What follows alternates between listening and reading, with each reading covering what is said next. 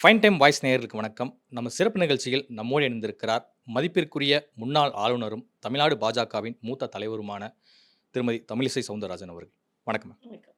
ஆ, தமிழ்நாடு முதலமைச்சர் ஸ்டாலின் அவர்கள் தலைமையில் அனைத்து கட்சி கூட்டம் கூட்டப்பட்டு ஒரு தீர்மானம் நிறைவேற்றப்பட்டிருக்கு. தொகுதி மறுசீரமைப்பில் தென் மாநிலங்கள் வஞ்சிக்கப்படுகிறது. குறிப்பாக தமிழ்நாட்டிற்கு 8 தொகுதிகள் குறையும் வாய்ப்பு இருக்கிறது அப்படிங்கிற இதில் கூட்டியிருக்காரு. இதில் பாஜக, நாம் தமிழர் கட்சி, தமிழ் மாநில காங்கிரஸ் உள்ளிட்ட கட்சிகள் புறக்கணித்திருந்தாலும் கூட மீதி ஒரு 58 கட்சிகள் ஒருமனதாக இந்த தீர்மானத்தை நிறைவேற்றியிருக்காங்க. முதல்ல தமிழ்நாடு அரசினுடைய இந்த அனைத்து கட்சி கூட்டத்தினுடைய முன்னெடுப்பை எப்படி பார்க்குறீங்க? முதல்ல முன்னெடுப்பே தவறாக நாங்க பார்க்கிறோம். அதனால தான் எங்கள் மாநில தலைவர் நாங்க கலந்துக்கல. ஒரு தவறான நெரேட்டிவ செட் பண்றாங்க. ஏன்னா, இப்போ மறுசீரமை பற்றி இப்பொழுது எந்த அறிவிப்பும் வரல. அது மட்டுமல்ல, இந்த நாட்டிலோட உள்துறை அமைச்சர் அவர் தான் இதற்கு பொறுப்பு. அவரே இந்த மறுசீரமைப்பில தமிழகம் எந்தவித பாதிப்பும் ஏற்படுத்தாது. தமிழகத்திற்கு இடங்கள் வேணுமா கூடுமே தவிர குறையாதுன்னு சொல்லிட்டாரு. சொன்னதுக்கப்புறம் உங்களுக்கு என்ன? நீங்க டவுட் பண்ணிட்டே இருக்கலாம். நீங்க சந்தேகப்பட்டுட்டே நீங்க கூட்டம் கூட்டினா சரியில்ல. நான் இந்த கூட்டம் எதற்காக நடத்தப்பட்டது என்கிற குற்றம் சாட்டுகிறேன். தமிழகத்தில நிறைய பிரச்சனைகள் இருக்கிறது. பாலியல் பலாத்கார பிரச்சனைகள் இருக்கிறது. சட்ட ஒழுங்கு பிரச்சனை இருக்கிறது. பொதுமக்கள் அதிருப்தியோடு இருக்கிறார்கள். சாலை வசதி இல்ல. ஆக இதையெல்லாம் இருக்கும்போது கொலை, கொள்ளைகள் அதிகமாக நடைபெற்று வருகிறது. அரசியல் தலைவர்களுக்கு கூட பாதுகாப்பற்ற நிலை.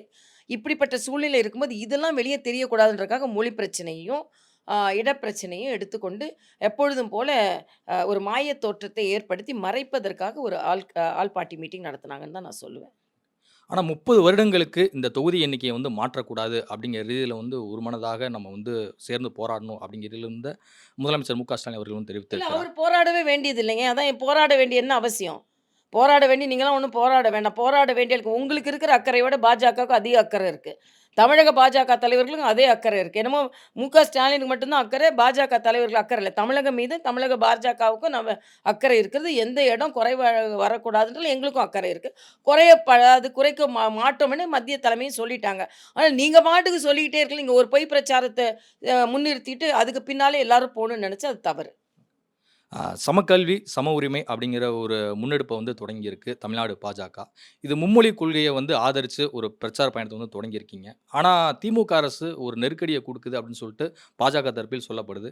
இன்றைக்கு நீங்களும் கேகே நகரில் வசிக்கக்கூடிய எம்ஜிஆர் நகரில் ஒரு பல பிரச்சனை எதிர்கொண்டீங்க. என்னதான் நடந்துச்சு? இதாவது இதிலும் அப்படிதான். ஒரு இருமொழி கொள்கை அவுட்டேட்டட் சீஃப் மினிஸ்டர்ன்னு நான் சொல்லுவேன். ஏன்னா, இவங்க இன்னைக்கு கூட சொல்லியிருக்காரு. அண்ணாதுரை இருமொழி கொள்கையை தான் ஆதரித்தார். அப்போ 3 கோடி தான் மக்கள் தொகை. இன்னைக்கு 8 கோடி ஆயிடுச்சு. இதில 1 கோடி குழந்தைகள் எடுத்துக்கூட 6 கோடி மக்களுக்கு வாய்ப்புகள் கிடைக்கணும். இப்ப உலகம் பறந்து விரிந்து விட்டது. புதிய கல்விக் கொள்கை என்ன சொல்கிறது என்றால், அது ஒண்ணும் சும்மா அன்னைக்கு சொல்லி நாளைக்கு வரல.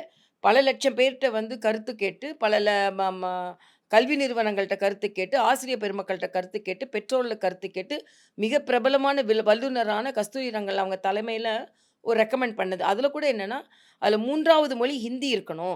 ஏன்னா உலக இணைப்பு மொழி ஆங்கிலம், இந்திய இணைப்பு மொழி ஹிந்தி, தாய்மொழின்னு தான் குடுத்துருந்தாங்க. ஆனா மரியாதைக்குரிய பாரத பிரதமர் தான் இந்த 3வது மொழி ஹிந்தின்னு சொல்லக்கூடாது.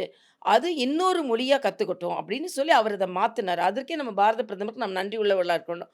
அதே நேரத்தில இன்னொரு மொழிய கத்துப்பேன். நான் தெலுங்கானா ஆளுநரா இருந்தேன். முதல்வர் கேட்கிறார், "நீங்க ஆளுநரா இருந்தாலும் கத்துக்கலையான்னு?" அப்படி இல்ல. பெருசான பிறகு கத்துக்கிற கஷ்டமா இருக்கிறனால தான் சின்ன வயதில கத்துக்க சொல்றோம். ஏன்னும் நான் ஒரு மருத்துவர். மூளை 8 வயது வரைக்கும் கிரகிக்கும் தன்மை. எத்தன மொழிகளை கொடுத்தாலும் அதை கிரகிக்கும் தன்மை உண்டு. அந்த வயசுலயே சொல்லிக் குடுப்போம். இன்னும் வருங்காலம் சவால்கள் நிறைந்தது.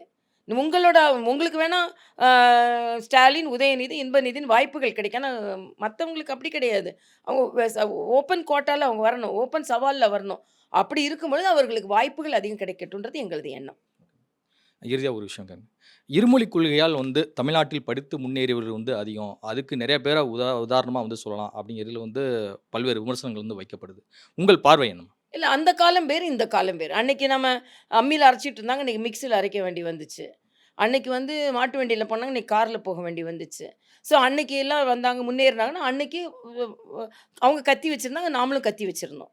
அதெல்லாம் இருமொழி கொள்கை அவங்க வச்சுதான் நாமளும் இருமொழி கொள்கை வச்சிருந்தோம். கத்திக்கு கத்தி. ஆனா அவங்க பீரங்கில போயிட்டுருப்பாங்க. இப்ப நம்ம கத்தி வச்சுக்கோன்னு சொன்னா எப்படி அர்த்தம்? ஆக உலகம் மேம்படும்போது, பறந்து விரியும்பொழுது அதற்கேன மேம்பாட்டை கொண்டு வர வேண்டும் என்பதுதான். அதனால இருமொழி கொள்கையில எல்லாரும் மேம்பட்டுட்டாங்க. மும்மொழி கொள்கையில யாரும் வருங்காலம் அப்படி அல்ல. வருங்காலம் சவால்கள் நிறைந்தது. அந்த வருங்காலத்திற்கு ஏற்ற மாரி நம் ச ச சமுதாயத்தை தயார்படுத்த வேண்டியது நமது கடமை. அதைத்தான் புதிய கல்விக் கொள்கை செய்கிறது. 3வது மொழி கற்றுக்கொள்ள வேண்டிய அவசியமும், காரணமும் என்னன்னு நினைக்கிறீங்க? அதத்தான் நான் ஏற்கனவே சொல்லிட்டேனே. வாய்ப்புகள் அதிகம், கம்யூனிகேஷன் அதிகம்.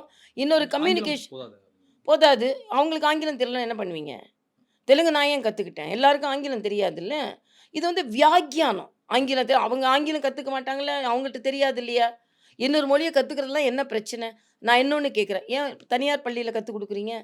ஏன் அரசாங்க பள்ளியில கத்துக் குடுக்க மாட்டேன்றீங்க?